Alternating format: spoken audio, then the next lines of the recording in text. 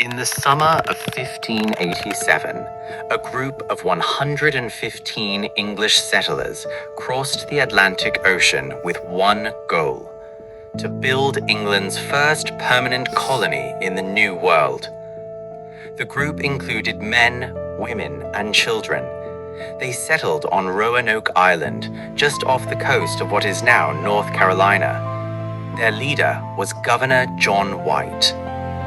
At first, there was hope. The settlers built wooden homes, they cleared the land and planted crops. Families began creating new lives in an unfamiliar world. Then, something remarkable happened. A baby girl was born. Her name was Virginia Dare, and she became the first English child ever born in the Americas. To the colonists, her birth symbolized a bright future. But that future didn't last long. The colony quickly began running out of food. Relations with some nearby Native American tribes became increasingly tense. Supplies were dangerously low, and survival became uncertain. Realizing the colony could not survive without help, Governor John White made a difficult decision. He would sail back to England to gather supplies and return as quickly as possible. He kissed his family goodbye, boarded his ship, and promised the settlers he wouldn't be gone long. But history had other plans. Just after White reached England, war broke out between England and Spain. Nearly every available ship was taken for the war effort, making it impossible for him to return. Days became months. Months became years. For almost 3 years, White desperately waited for the chance to sail back to Roanoke. Finally, in 1590, he returned. But what he found was beyond anything he could have imagined. The colony was completely empty.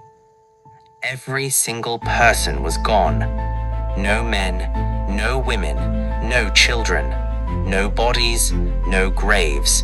No signs of a battle, no evidence of a violent attack. Even stranger, many of the houses had been carefully taken apart instead of destroyed, suggesting the settlers had left on purpose. The silence was overwhelming. As White searched the abandoned settlement, he noticed something carved into a wooden gatepost. One word: CROATOAN. Nearby, the letters CROW had been carved in the trunk of a tree. Before leaving England, White and the settlers had agreed on a simple plan. If they were forced to leave, they would carve the name of the place where they had gone. If they had left because of danger, they would also carve a cross beside the message. There was no cross, only the word CROATOAN. CROATOAN was the name of a nearby island and the home of a Native American tribe that had once been friendly with the English settlers. White believed his people had likely moved there. He wanted to search the island immediately, but once again, fate stood in his way. Powerful storms and rough seas forced his ship to leave before the search could begin. Heartbroken, White sailed back to England. He never saw his family again, and he never returned to Roanoke. Over the next 4 centuries, countless historians, archaeologists, and researchers tried to solve the mystery. Some believe the settlers peacefully joined the CROATOAN tribe and eventually blended into their community. Others think disease or starvation forced them to abandon the colony. Some believe they attempted to sail back to England but disappeared at sea. Others argue they were attacked by hostile groups. Archaeologists have uncovered clues over the years: fragments of English tools, pieces of pottery, signs that Europeans may have lived among Native Americans. Even modern DNA studies have searched for answers. Yet none of the evidence has been strong enough to prove exactly what happened.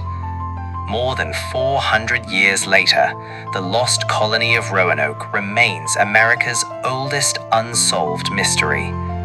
115 people simply vanished from history. leaving behind only an abandoned settlement, 2 mysterious carvings, and a question that still echoes through time. What really happened to the lost colony of Roanoke? If you have your own theory, let me know in the comments.